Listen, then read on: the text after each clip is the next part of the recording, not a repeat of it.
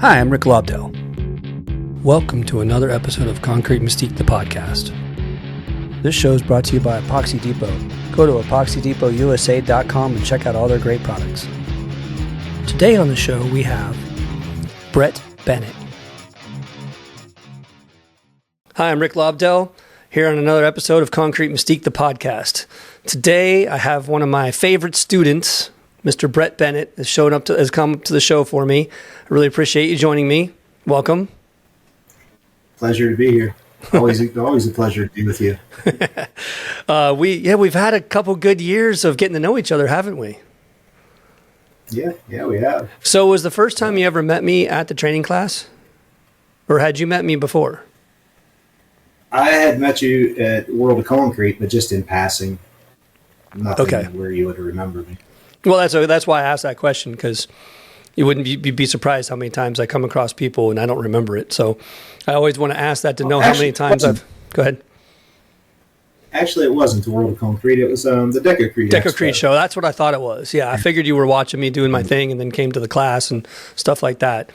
I do remember those kind of things, yeah. Seeing you in the background while I was frantically trying to get my demonstration done in a reasonable amount of time, because that's always a problem.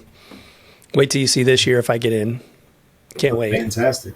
Yeah, I did enter the SmackDown. I was the first entry. Oh, did you? Yeah.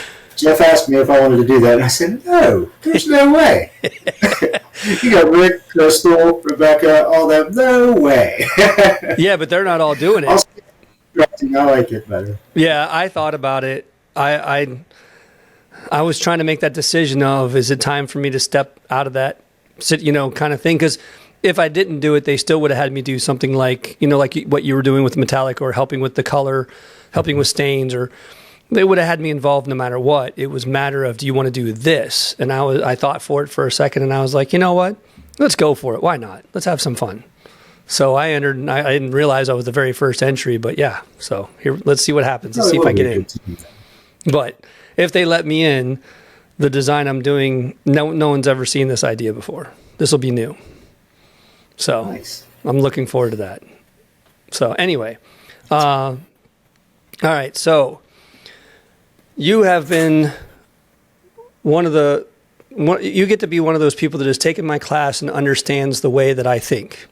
There's a lot of people out there that see what I do, and they never quite understand exactly how I do it and things like that too. Like, for example, this year at ASCC, I did a seminar on how I use my math and things like that. And I can't tell you how many people were like, I've seen you do this 1,000 times. I've seen you in person in the room doing this in front of me. I never understood how you came up with it. You did it so fast, or, you just did it. So you get to be one of those fortunate ones that literally has that behind the scenes point of view of how I do the math or how I come up with my ideas. And you've enjoyed that too. Like that's worked in your favor also, right? Oh, it's been fantastic. I use it for everything. Stamped, engraving, no matter what we're doing, it plays into everything we do. It's funny how it's just basic math. There's nothing complicated to it, but people are so intimidated by it. Not once you wrap your head around it, but it took me a while. Of course. I mean, everything does. It took me a while. I've been doing this for 20 years. It's not like I figured it out in the first year. You probably did. No, I didn't. Not at all. It is one of those funniest things because... Guy. What's that? I said you're a pretty cerebral guy. Well, yes. But I tried to make things too complicated for a long time. In the beginning, it was really more trying to understand the different options that I could do in the first place. And then as I got confident, the biggest thing to me is confidence. You have to be confident in your ability to do a tile pattern to the point that you've done it so many times, now you're bored with it and you got to find something else to do.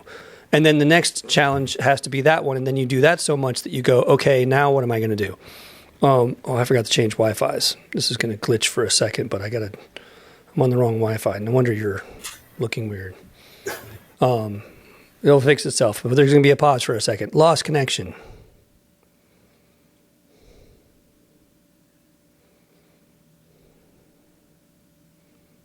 All right, we back? There we go. Oh, there we go. All right. Hopefully that doesn't show up too bad in the video, but if it does, I will. It's my fault, everybody. It's my fault. It is what it is. I have two different Wi-Fis on my house because it's kind of a little long, so I have one on one side and the other, and I forgot to switch over. Anyway, what was I saying? So, it is an interesting point that I had to get bored with what I was doing to want to do something different. Where a lot of you guys have already seen all that different, and you didn't have that time period of let me start with the basics until I get used to it and then build and build, which I try to explain to you. But, so can you kind of like talk about some of the stuff that you've had to do when it comes to all that stuff?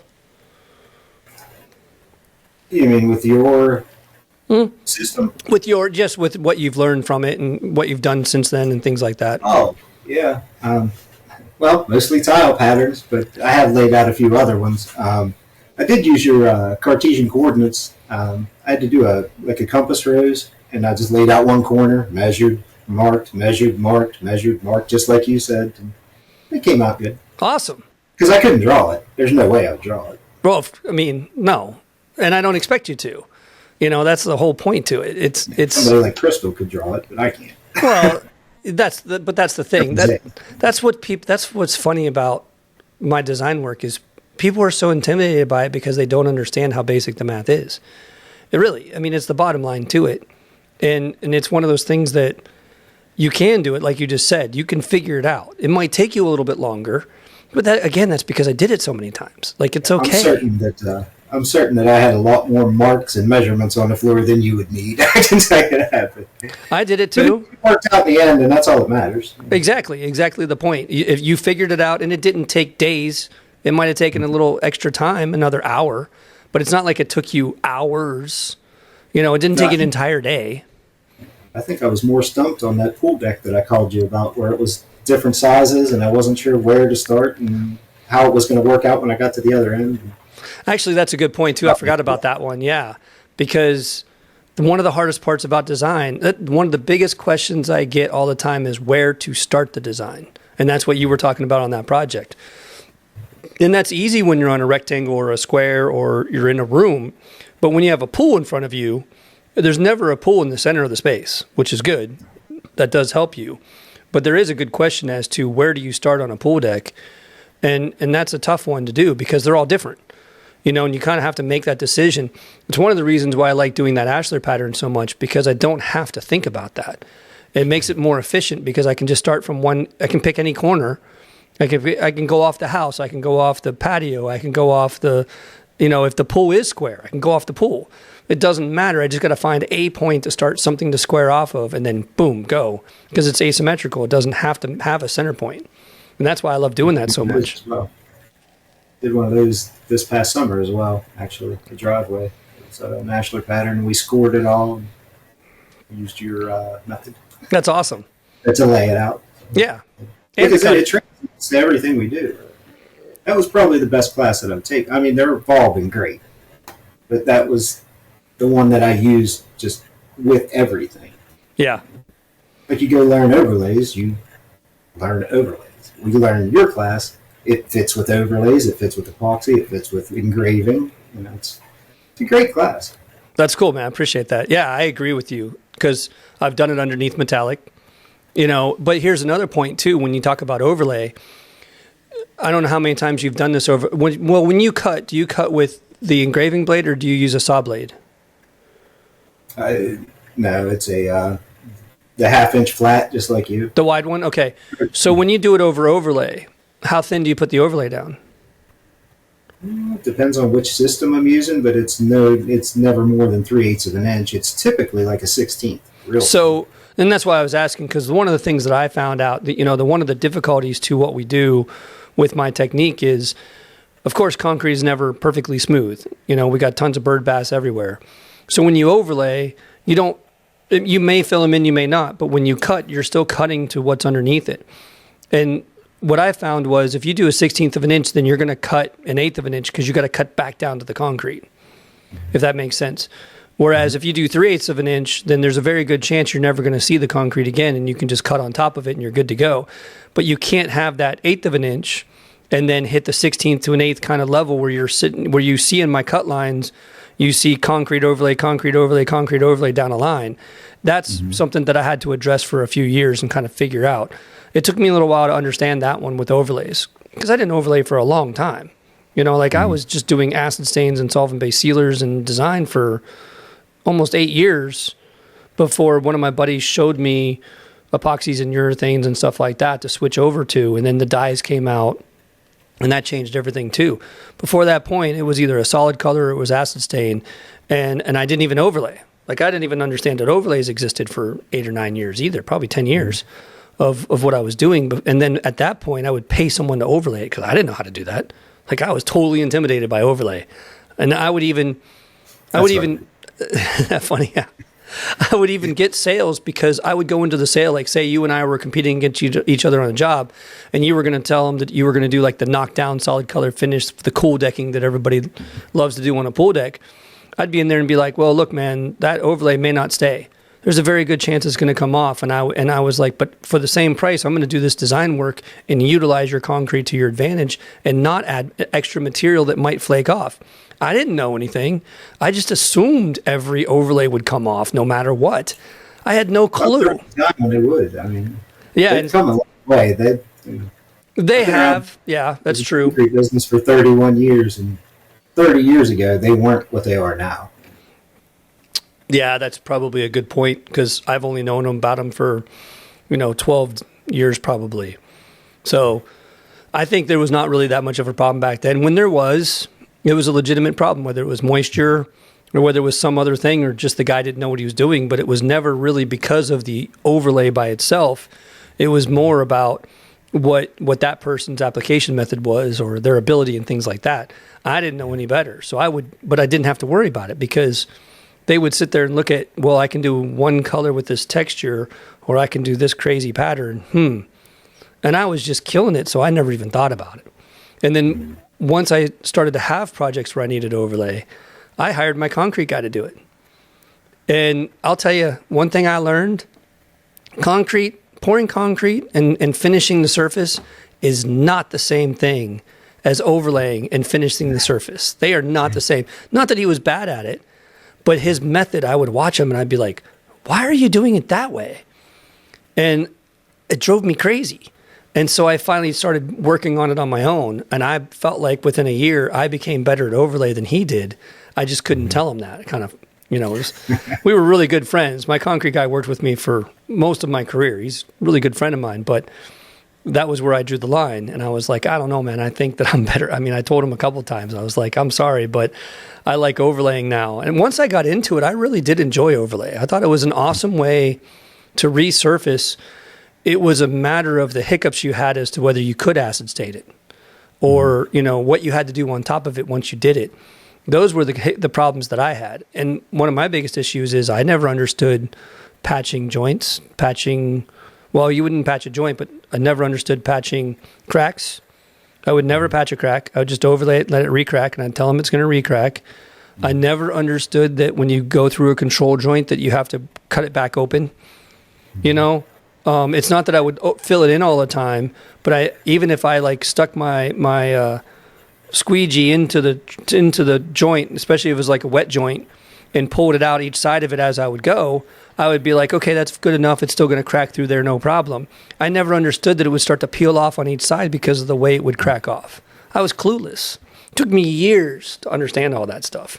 That stuff's probably even funnier to you compared to all the other stuff I do. So you learned it on your own. You didn't have, well, see, I'm so fortunate to have, the friends that I have and the training, the trainers that I've had. Like the overlays I learned from Isaiah, and, you couldn't get a better teacher. True. And I love that system with the sand broadcast. It's perfect for up here, up north. Is it? I've never even done that kind of system. I've watched it in the Epoxy Floor Wars, but that's as much as I know about it. As funny as that sounds. Because you guys put a lot of sand into it. I didn't think you would have to put that much. Yeah, you throw it in, broadcast to rejection. To rejection, right. Mm-hmm. Yeah, it is a pretty interesting way to do it. I remember some of the overlay companies I've talked to, and they would talk about their primer, but then they would suggest to do an epoxy and sand broadcast, but they never trained it. They would just tell me it's a good idea, but they wouldn't show me. You know, to your point, I didn't take classes. Heck, they didn't have classes for half the stuff I was doing back then. I can't imagine how different it would be if I would have ever learned that stuff the right way instead of figuring it out on my own. That is one thing, you're like you were saying before, you've taken a lot of classes. It's got to help. It has to have helped you succeed even more and not make as many mistakes as I did. That's what I always say. If it's a screw up or something wrong, then I screwed up because I know I'm trained right. Yeah. The trainers that I've had have been fantastic, you know. I should clarify, though, it's not like I've ever made a mistake. Nice.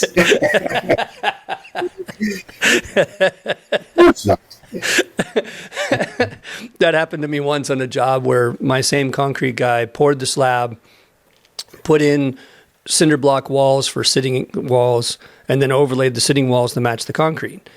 And we weren't on the same page on any of the process that he did. And then I did all the work, and within a couple months, all the overlay, all the joints of the cinder block cracked through the overlay. Never had seen that before, and I was like, oh. So we tried to fix it, and I kind of knew what to do to fix it, but I still was not familiar with those kind of situations. And I'm trusting him, the concrete guy, to fix that. And he did it again, and before I could even get back there to redo my design over the walls, it started to crack already. And I was like, okay, I know what to do. We're going to do this my way.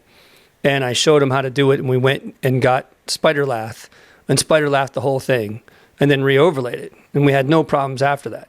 So I go to spider lath and I tell them, hey, I need a roll because this is what I'm doing with it.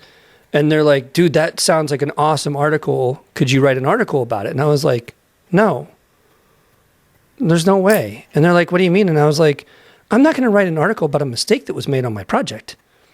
I was like, on top of that, I didn't make the mistake. Like, you want me to write an article about a mistake I made? And I wasn't even the one that made it. I was like, no, that's not happening. So then, like, later that night, I think, because it was at the Concrete Decor show at the time, later that night, the senior editor of Concrete Decor magazine comes up to me. He's like, hey, here you're writing an article about using spider lath. And I was like, no, I didn't say that. And he's like, why? It'd be a great article. I was like, dude, I'm not going to admit that I've ever made a mistake in my life. Like, that's not cool. I have a master's in painting. I can't make mistakes.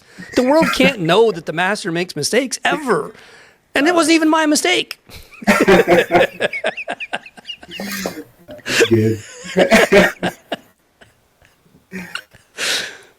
But no one heard that. So, you know, that story doesn't really exist. That's not true. It's allegedly.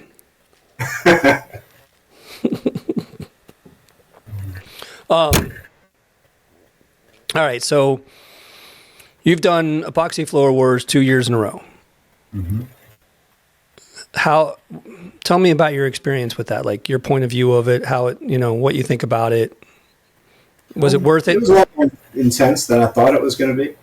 Both years, or was it more intense the second year? No. Same. No, actually, I think it was a little less pressure. Really? It was a good time overall. It's tough. They were harder on us this year with PPE and things like that. Like we had to wear earplugs and such, and not they. Can't hear anybody. Not they. I was. Oh, okay. Yeah, you were. That's it. I said to Josh. I think it was Josh. I said, I can't hear anybody. I said, this is rough.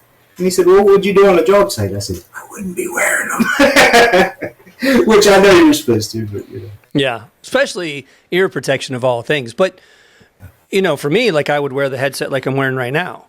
You know, I would have a headset on, and I would put what I would do is I would have my Bluetooth speaker or my earphones in underneath it. Before there was Bluetooth, I'd have the cord hanging out and coming down inside my shirt to keep it out of my way. But I would listen to music with my headphones or with my earmuffs on all the time to protect my ears. You know, and that's one of the things I would say that, you know, two of the most important things I believe for safety for what we do is having a dust mask to stop the inhalation of the silica dust and ear protection, because our equipment is noisy and it is something that can bother you. And I had a lot, being in Nashville, I have a lot of employees that were musicians that were already hard of hearing because they didn't care about that stuff, you know, as they were learning how to play, and they played loud all the time and had amplifiers right by their ears and never thought about that kind of stuff. You're young, you want it loud. Yeah. And I didn't. I was always careful about my ears, I think. I mean, I hope that I am, but I wear a headset all the time, and I listen to a ton of music in my ears, so maybe I'm hurting them just as bad. But that's the only way I was, not protecting them, is having all the music in it all the time. Other than that, I've always been hardcore about protecting myself when it comes to stuff like that. But just basic safety, it's not that big of a deal to wear earmuffs and a dust mask and eye protection. Have you ever got something that shot in your eye when you were engraving? No, not that I can remember. Dude, I've engraved so much that I would have glasses on, right? But you're looking down, and the dust would bounce off my cheeks and bounce off my eyebrows, and I would see it starting to fill up my lenses. So I would have trouble seeing, and I would know how much dust is right on the edge of my eyeballs. And I'd have to be careful even looking back up so that it didn't just shoot right back into my eyes and things like that. Like, it was a constant battle for me. That's one thing I do. I do protect my eyes pretty much at all times. It's not worth it. I have you know what? You're right. Chasing cracks. I mean, not engraving. I can't remember getting hit in the eyes, but chasing cracks, it happens all the time. Yeah. That's because I do a lot more crack chasing than engraving. Right. But it's not much different. It's the same process. And it takes one time for you to go, hey, idiot, eyeglasses. Like, it's not like it takes 10, 15 times. It takes, what really sucks, and Hirschberger and I were talking about this the other day. We've both been through it. There's always that day where you're like, I don't need it for this 1 second, for this one cut. Just don't need it for right now. I just have one thing I got to do. And that's the one that gets you every single time. I have a really close friend that he was just circular saw, cutting a piece of wood, no big deal. And he lost an eye. Piece chipped off, went directly into his eye, and he lost it. That's crazy, man. That would blow my mind. That would irritate me forever. Between that and my hands, like, I also felt like, you remember Seinfeld when George all of a sudden became a hand model, and he was walking around with the gloves on, and then he would be like, these hands need to be insured and all that kind of stuff. Like, I felt like these hands needed to be insured, because if I don't have these, I have a problem. Even if I'm talking about after I retired and went back to painting, I still need these hands for everything I do. I cannot survive without these hands. I could survive without one eye, but I cannot survive without these hands because I need them to paint. I don't want to lose the right hand because I'm right-handed, It's not like I'd start painting left-handed. I'd be devastated if I lost one of my hands. It'd kill me. I really do need to insure them. So I have glaucoma and rheumatoid arthritis, and people always ask me, how long are you going to do this? You're 53 years old, blah, blah, blah, blah. Until my body until I can't see, or my joints won't let me, one or the other. Right. And the more active I stay, the better I feel. Yeah, I agree with you on that. It was good for me to retire when I did from contracting. I needed the break. I would never go back and do it full time again because I couldn't. My body literally was not capable of doing it to the level I needed it to do anymore. And it was difficult for me to do that. I mean, like doing it last week at Decocrete was fine because it's one time. Yes, I was sore beyond belief for 2 days afterward, and here's the funniest thing about it. And because I'm almost as old as you. I'm just a couple years behind you. I've hit 50 myself, so I'm right there with you. The worst part about decorative concrete is not the drawing and the cutting. It's the sitting on it while you're staining. It's so painful to just sit on concrete for hours. I did a mural once on a floor. I did an aquarium-looking saltwater aquarium on a floor. I did it a couple times. That was the most painful thing I could have done to myself over everything I did through the entire career. I did one of them where it was 60 hours over 5 days, right? No, over 7 days. It was 60 hours sitting on that floor. And My hand was all red, my hip was all red, and I was even sitting on top of knee boards. And it was so painful that I could barely walk for a week after that. And it was like, okay, these are not worth it. Drawing and cutting designs, no big deal at all. Getting up and down, moving around all the time, no big deal at all. But to lay there for 10 hours a day, bad idea. And I had to like really, you had to really want me to do that. And I had to charge a fortune for it because no one can help me with that. You know, same thing with some of the things you've seen me do. But I remember I did a training class up in Pennsylvania, and they wanted me to do a mural. And I was like, you don't want me to do that for a class. And they're like, why not? And I was like, because nobody's going to get it. I'm going to have to do it by myself. It's going to be a demo at that point. And we did the design work. We did a cool design, 3D tile pattern, did all the other stuff I typically do, and added a section that was a mural. And I was like, okay, fine, I'll do it. You know, so I get to that point, and within 3 hours, like we go to lunch or whatever, he was like, dude, I'm sorry. I had no idea it was going to take that much work to do that. And I was like, dude, it's brutal. It's the hardest thing to do because there's nowhere to move. You can't like get up and down. You just have to sit there and just, it's so brutal to sit there on concrete. Concrete is by far the hardest substance. I mean, it's brutal to sit on for hours.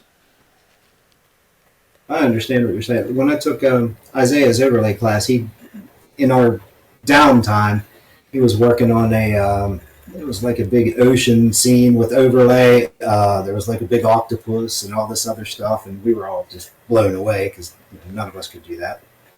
And but we didn't. We were too intimidated to learn anything from it at that time. Yeah, so that's the stuff that's really hard to teach. Those are the things. Enjoyed watching it. So. Yeah, right. Of course, you enjoy watching it, but it's long hours of watching it. You know, that was the other issue is when we got to that point, it's not like they could help me. Yeah, they wanted to watch, but then after an hour of it, it's like, well, let me know when you're getting close to the end because this is taking forever, and they couldn't help me. So, yeah, that's one of the things. That's tough. It was mostly in our downtime, and it did. It was kind of inspiring for everyone to learn how far you can take this. Because nobody expected that. We figured, wood plank, sure, stone, sure. And he's doing this octopus. It's like, wow, this is awesome. That is pretty cool. Yeah. The only time I've ever done an octopus, I did it with a stencil, and that was a nightmare. And it wasn't because the stencil was a problem. I have no problem with stencils. It was my first time ever doing a stencil because I stayed away from it. And Rachel Bruce, her and I are very close friends, and we always talked about finding a way to do a project together where she could stencil and I could do my design work around it and things like that. Well, we came across a project in in Chicago for ASCC, and she joined in because we needed stencils, and it was for the right reasons, for the right cause. It was an awesome cause, but we did like a giant seawater beach coming up. Like there was a whole beach area with a turtle on it. And then there was a whole ocean scene. There was all sorts of stuff it was really cool. But what's crazy about the story is there was a 10 by, like the concrete slab was cut into 10 by 10 control joints. Well, they didn't do it through Union up in Chicago. So the Union got mad at them. And right after they poured it, they went in and they shoved a dead rat down into the concrete and covered it back up.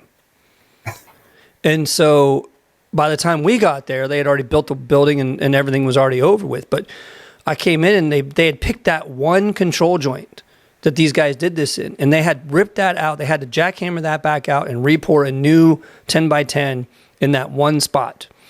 Well, what no one thought about, because I wasn't there yet, they had already started on the design on that when I got there because I didn't know what time they were starting. So they had already started the first layer right on that one spot to not draw attention to it, to kind of so you don't notice that it was there. Well, the problem is when you pour 10 by 10 in the middle of 4,000 square feet, 3,000 square feet, you can't pour it perfectly flat. It had a little slight dome to it, just ever so slight dome from edge to edge. And so when you push down that stencil, you stretch it over that curve a little bit and you don't realize it. So when we went to put the layer 2 down, it didn't match. And we had to cut that thing apart and piece it together to make that slight adjustment to get Just that around little that slight dome of it. We had to adjust every limb, if you will, off the center of that octopus to match it back in. And it was a 4-layer, so we had to do it 3 times on top of it. Drove us insane to try to get it right. A little dome like that caused that much distortion. Yes. That's crazy. I know. That's why no one saw it coming. It took me forever to figure it out in the middle of it because, I mean, I'd never done stencils. Why would I have even known in the first place? But, yeah, those little details that people never think about, that there's no training on that. No one has that idea ahead of time to go, hey, we can't do that area because of it. You know, like you don't think about that. But, yeah, it really did make it so difficult to do that on 4 layers. I did this giant turtle in the beach on a normal flat surface, and I did it by myself because after I learned that, I was like, well, if I can do that, I can do any stencil. It doesn't matter. So I did the entire stencil by myself with no help whatsoever, with no issues whatsoever. Yes, you can do it. It's a cakewalk. That was a one-time chance that something like that would ever happen. To the same point, I was talking about this last week in Decocrete. When you draw around a pool, the pool also has an angle to it so that the water runs away from the pool instead of into it, right? Did you notice when you drew around it that you were slightly off by the other side at all? I'm always off a little bit.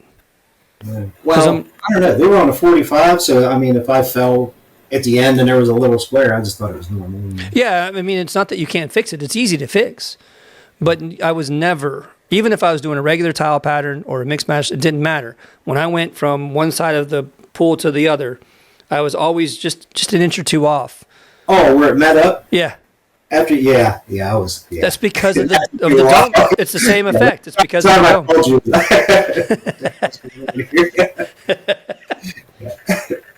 I obviously started in the wrong place. It doesn't matter where you start. That's going to happen to you no matter what. It took me years to understand that simple, basic. There's no way to recalculate. Well, I'm sure there is. Again, I'm not that big of a mathematician here. You know, I keep it as simple as you guys can understand too. I'm not capable of understanding that. That's a major calculation to adjust for the slope of the surface.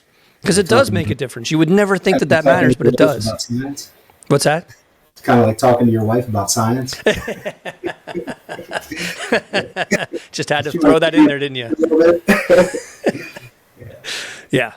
Or just talking to her about math in general, because she probably could have figured that out. Yeah. So back to epoxy floor wars. I mean, just tell me about your experience about it, of it all. I mean, I know that you didn't win either year, and that sucks. But it's not because you guys slacked off or did a terrible job. I mean, you guys pulled off one hell of a design both years. I really think so, especially this year. You started off so rough, a whole day behind. Yeah, it was rough. But I really do think that design was pretty awesome by the time it was over. Lost a couple teammates along the way. I mean, what an epic story. Yeah, tell the audience a little bit about what you guys went through. One thing I can tell you is I had hair before I started that floor war shit. Gone now. Okay. Ryan made me lose half of it, but no, it's we started out. Was it day one?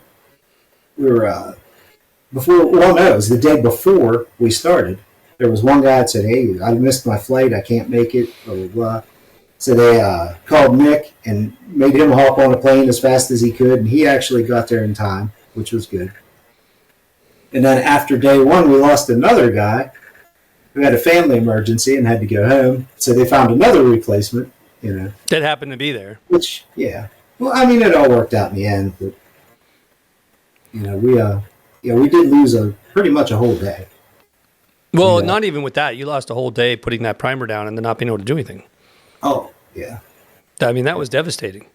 And we had drawn out for hours that pattern and then realized that we did, I think it was, what did we do? It was an 8-point, it was supposed to be a 6-point star and we drew an 8 or something like that. Yep.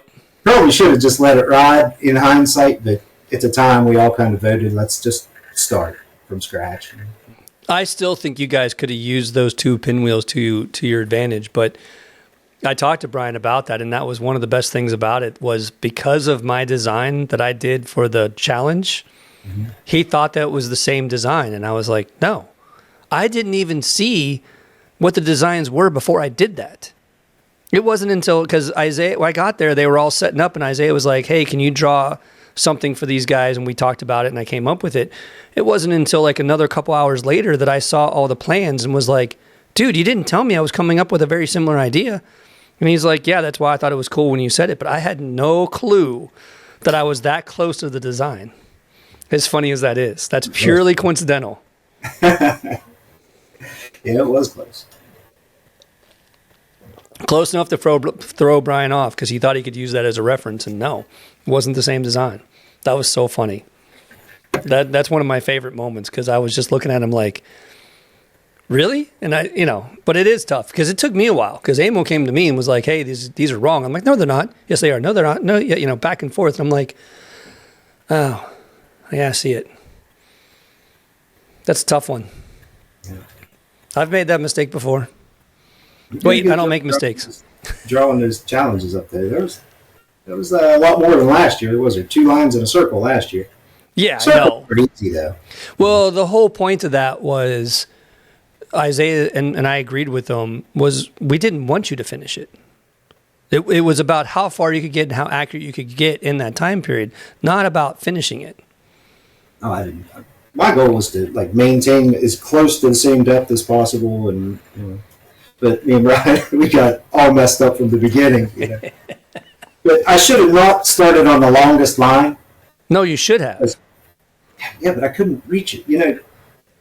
I don't know. Maybe I'm thinking wrong, but I just swore you told me if you cut just as far as you can reach within your shoulders and then you move.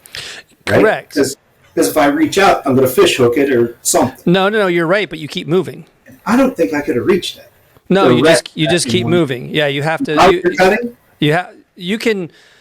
So the problem is for me is that I cut differently than these guys do. I cut from the side and I cut backwards. I don't fight the blade. I go with the blade. They go against the blade. Every guy that cuts a control joint fights the blade, and I go with it instead. So it was all wrong. Plus, they didn't give you a handle. So I couldn't even, it would have drove me crazy too. But I always go with the blade so that, because it's not that much depth, it's not like you have to go really deep. So instead, by going sideways and thinking about going between your legs and keeping in that size, you can stop, move, put it back down, keep going. You didn't have to necessarily, but the whole point was to go through that entire straight line of all of them. If you would have seen, of course, you know how fast I am. And that was what even Isaiah, because we talked about it before you guys did it. And he was like, well, I would do it this way. And I was like, no, dude. And he was thinking exactly the same way you were. And I was like, no. And I showed him what I would do. And he was like, wow. Yeah, I would never have thought about it that way. And I was like, that's what I do. And I would just haul ass right through it with no problem whatsoever. And the rest of them I would have definitely done in one cut. But that one was just, I didn't want to bend it out at the end. Hey, I was listening to you. I was trying, man, because Brian had the right idea. Brian was right. He would have done it the same way I was going to do it. But you guys weren't listening to each other, and it was so hard to watch. It was so hard to watch. I know. On top of that, he's yelling, and you can barely hear him because you got ear protection on, like you're saying. You're doing everything right to be protected. You can't hear anything.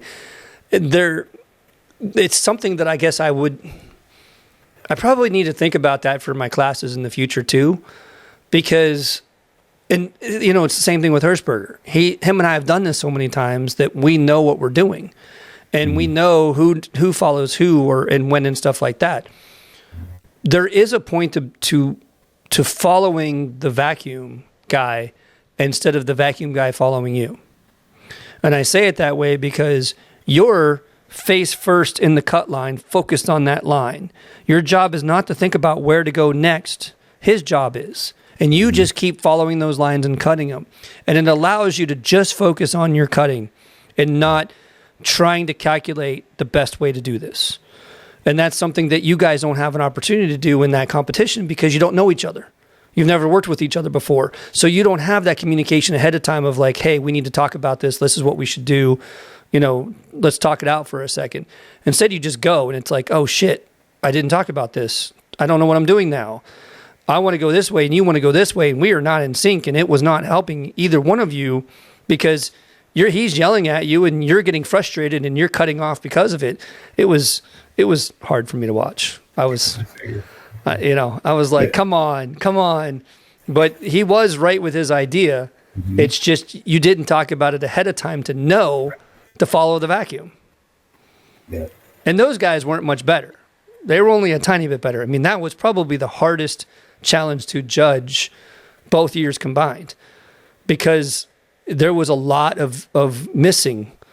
There was details that were missing on both sides, and it was a really tough one to go, well, they did more lines, but they did a little bit better job. Not a lot better job.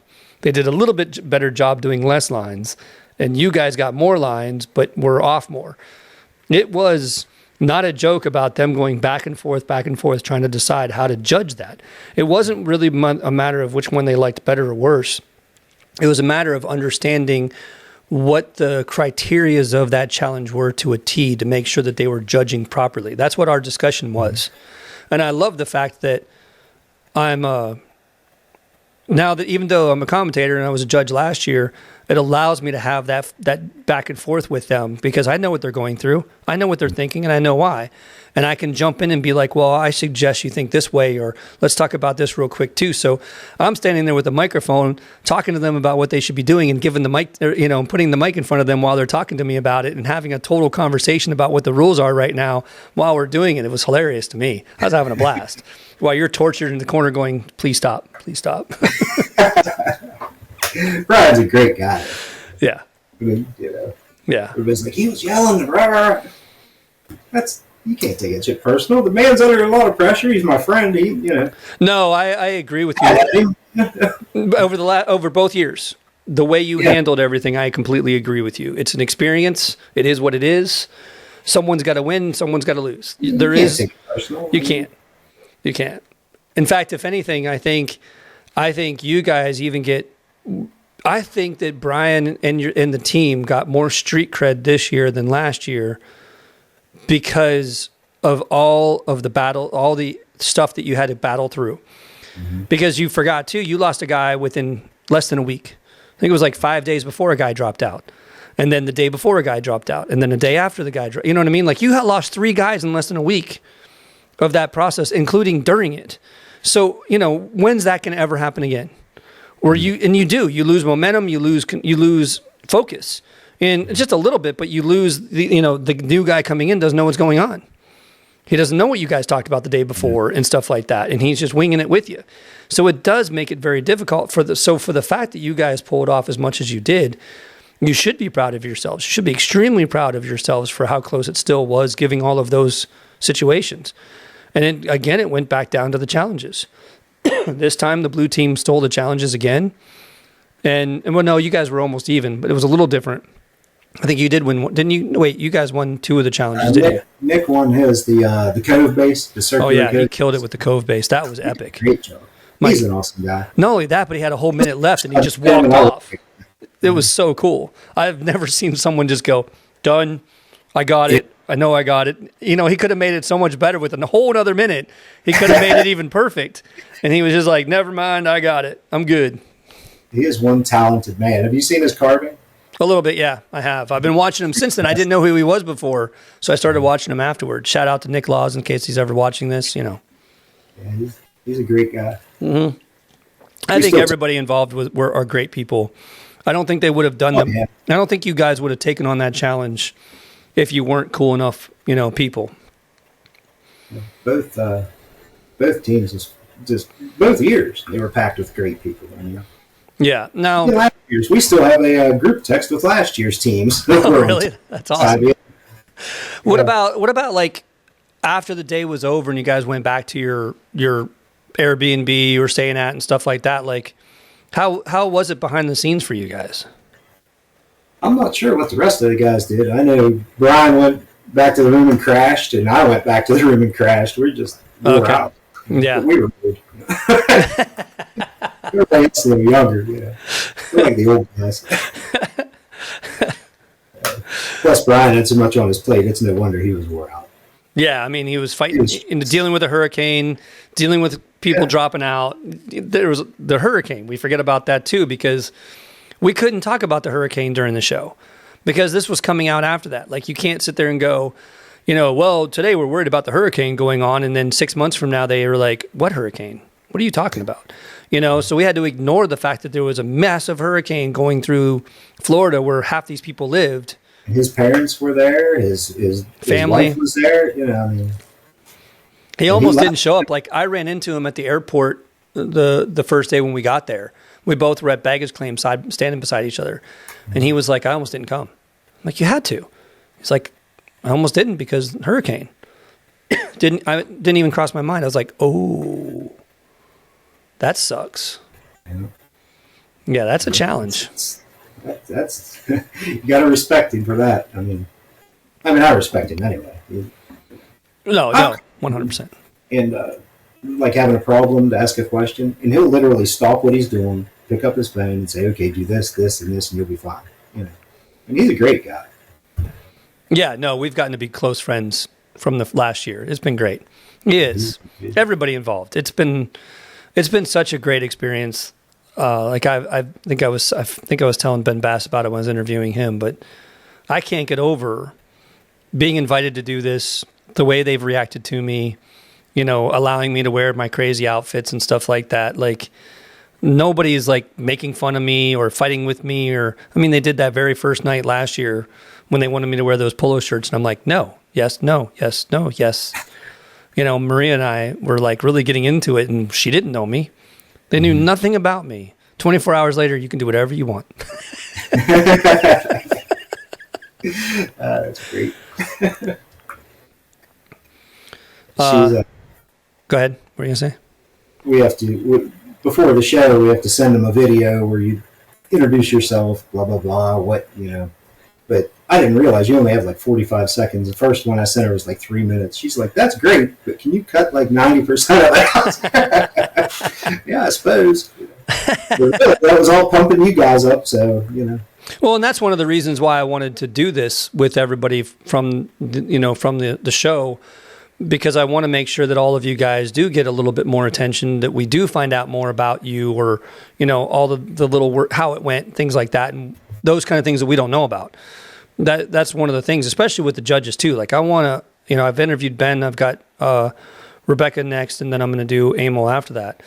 And, you know, I feel like we need to know more about these judges too, because there's a reason why they're judges.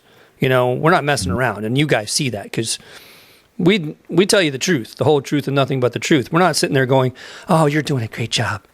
Keep it up. You're doing a great job." We're like, "What the hell are you doing here?" I will say, though, my favorite moment still in both shows was when I was standing over top of you and you started staining and you realized the tape was on the wrong side of the border. Yeah. Yeah. And you just looked up. I heard you go, "Shit." And then you just looked up at me, and I'm just standing there smiling, going, "Yeah, you fucked up." Of all times for me standing right there. I think Ben was right there too. That was my favorite moment through both of them, because I was like, "What are you going to do about it?" I'm just standing. And then I remember I was watching the video. I heard Brian yelling at you about, "You're taking too long, or you're doing something," and you were like, "No, you don't understand. No, you don't understand." And he finally was like, "Okay, whatever, just keep going," you know. And you were trying to explain to him, but he wasn't following what you were saying at all. It all worked out in the end. Yes, it did. It looked great in the end. I didn't say anything about that. I did say something about his non-straight lines, but I didn't say anything about your tape lines at all, because that was a whole different conversation. But yeah, that was funny. That cracked me up forever. I still tell that story all the time. I mean, all in all, it's a good time. It is. It's exhausting, but it's fun. Win or lose.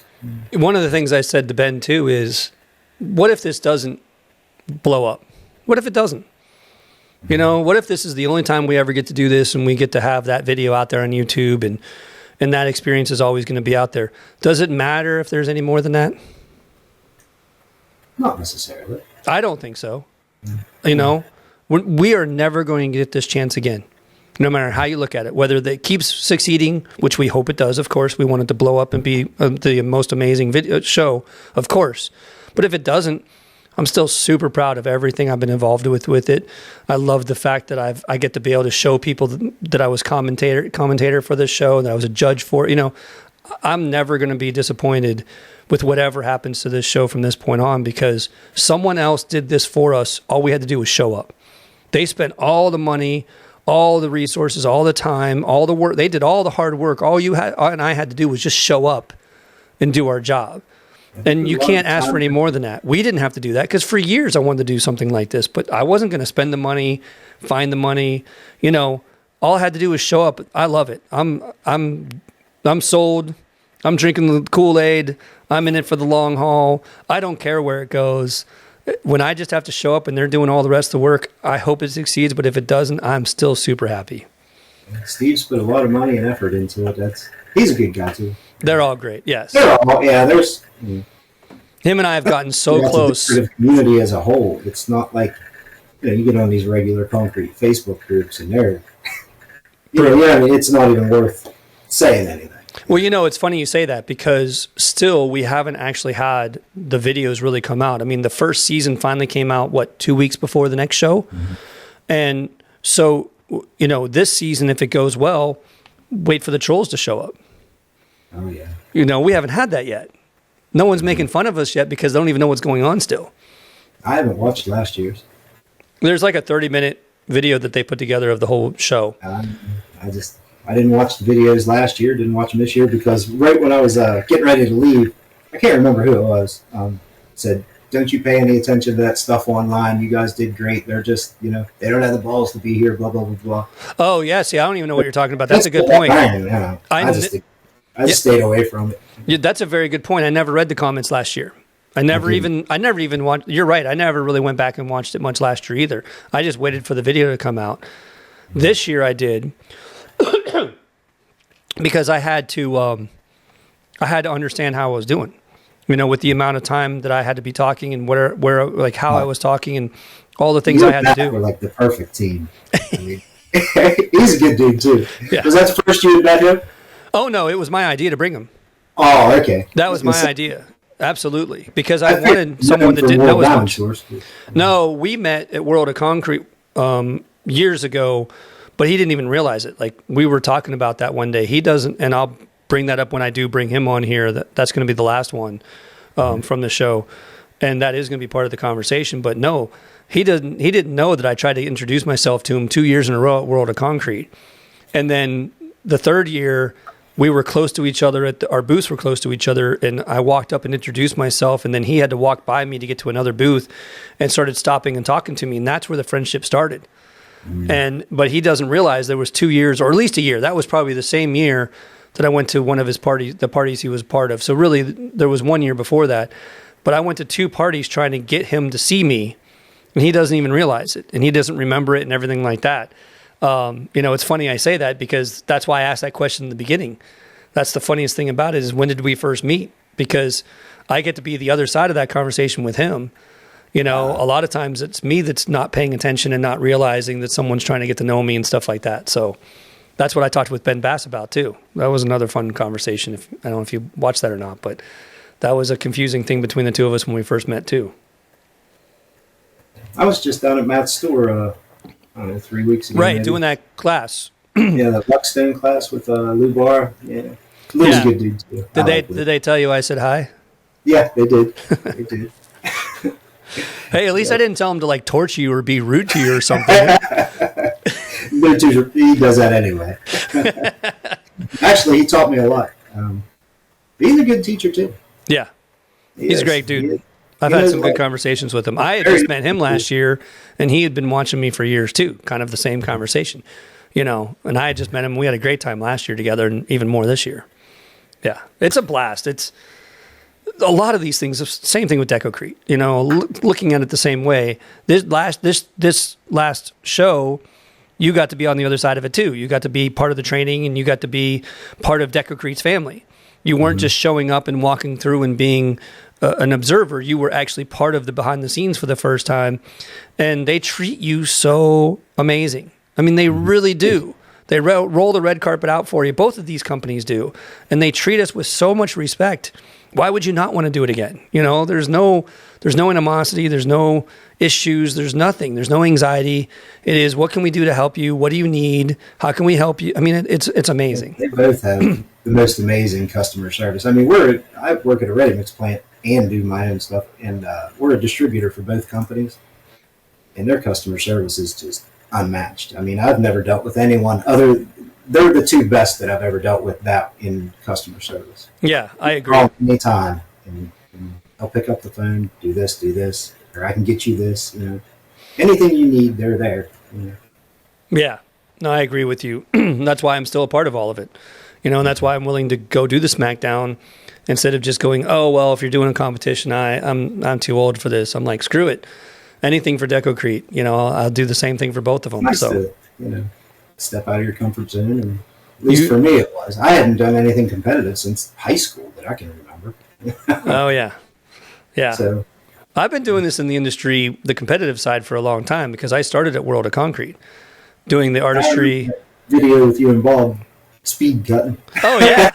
Last year before? That was, yeah, that was. It was May. Last year, the year, I think it might have been 2 years. I forget now. I think you're right.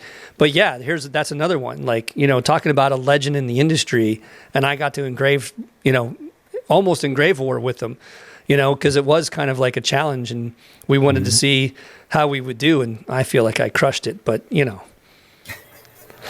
of course you did.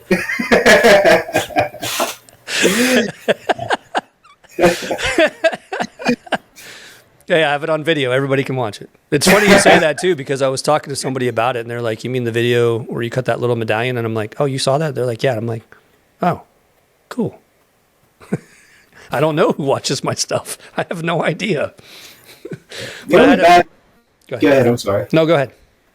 Oh, the only bad thing about Floor Wars, and it's not bad. Well, I guess it is. My 6-year-old granddaughter was like attached to the TV. My daughter would turn it on and zoom it to the TV where she could sit there and watch it. And when they announced both years that we had lost, my daughter sent me videos. There's just tears rolling down her face, and she's all upset, you know. Yeah. So that was terrible, letting her down. But other than that, you know.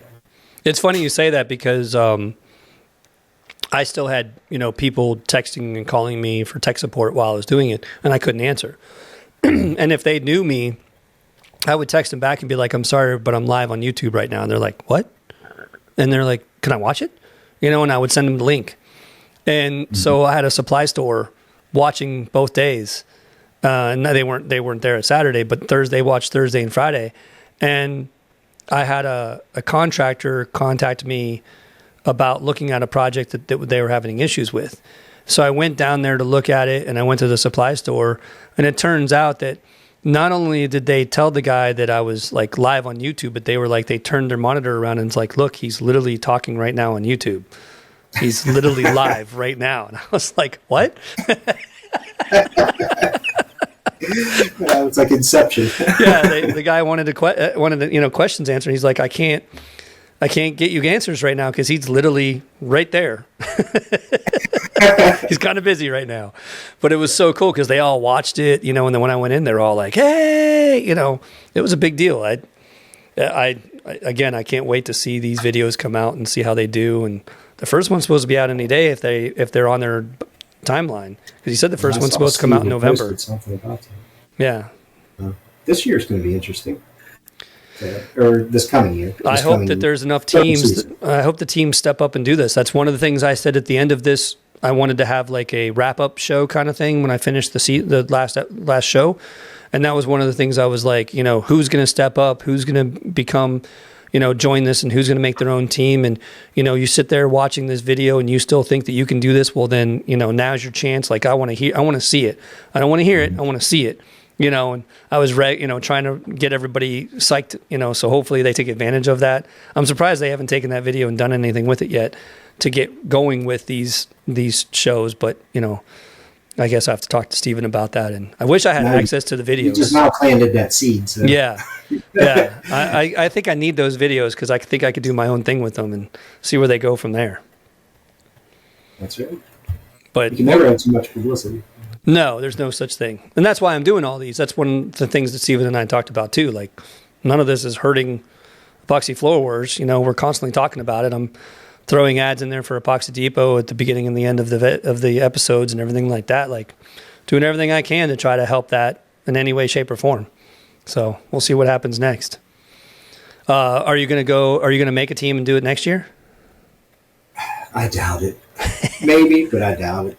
I'm getting too old for this shit. Are you going to just come to the show and watch? I'd like to do that. Because if I'll you do, go to Pittsburgh, whether I compete or not, just to watch. I was going to say it. You do need to, because I'll drag you in on the commentary a little bit to be like, well, you went through this the last 2 years. What do you think's going on right now? Do you think they can finish?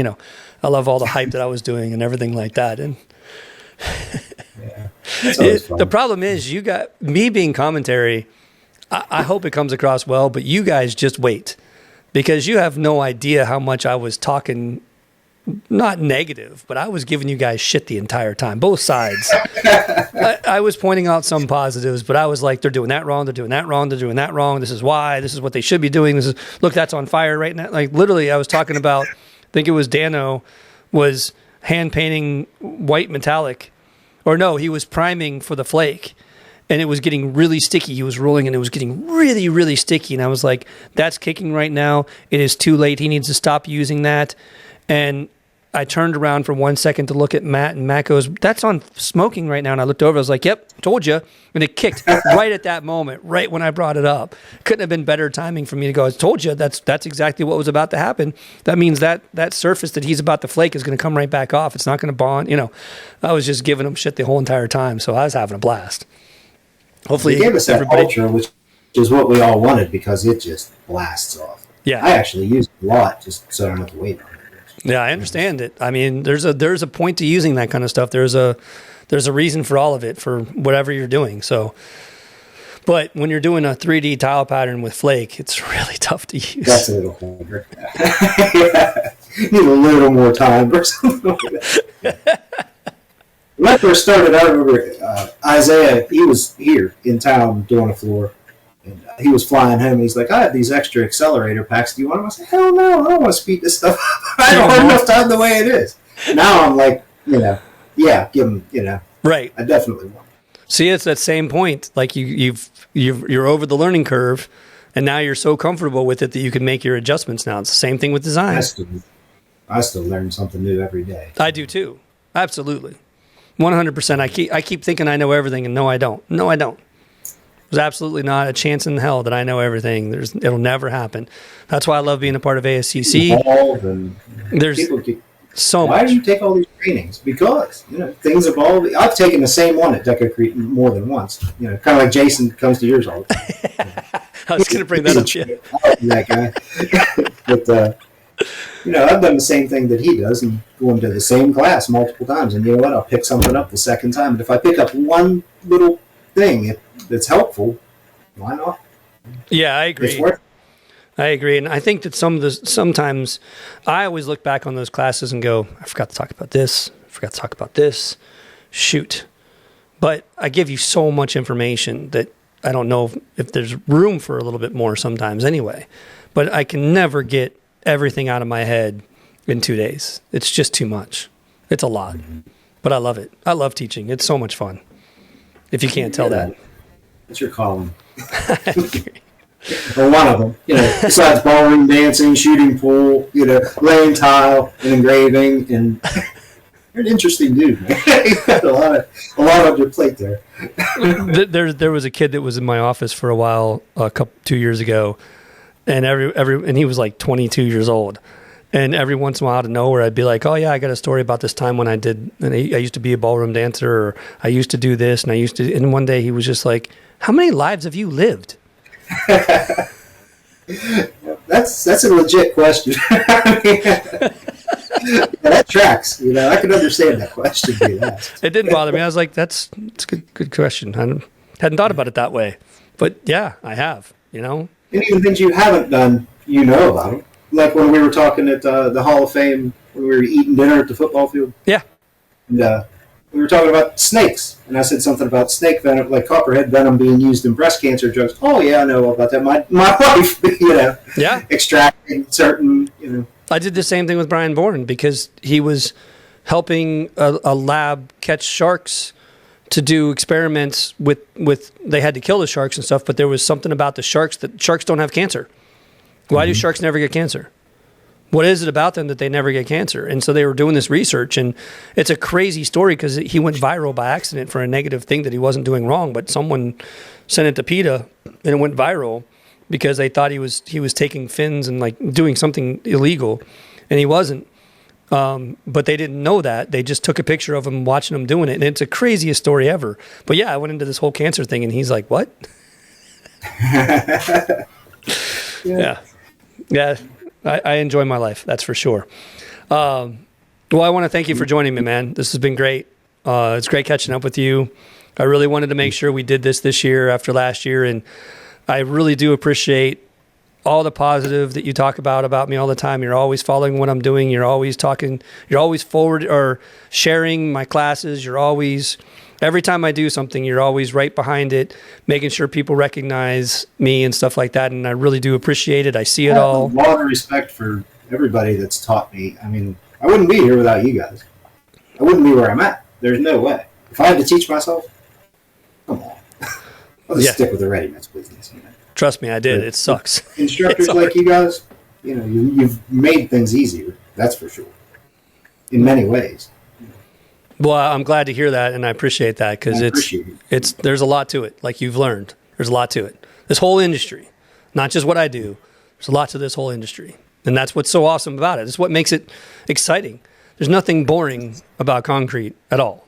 Well, anytime somebody compliments my work, I just say I've had good teachers. I mean, that's the truth. Yeah. Awesome, man. Well, I say the same thing about my art teachers. It's different for me. I look at it as what art school did for me to expedite some of the stuff that I've done. But I agree with you because the story I tell all the time about you is during that class, you were talking about color theory, and I said, well, that's a waste of time. I said, I'm colorblind, and you're like, you're not using that bullshit excuse on me because you're colorblind. Mm-hmm. I've never used that excuse since then. It's amazing what you can do with being colorblind because you have to look at it different, and you have to talk about it different. You have to be able to. It's so much fun for me to talk to a client and not tell them that, and they're wondering why I'm talking about warm and cool colors and what value and stuff like that, and they don't get it.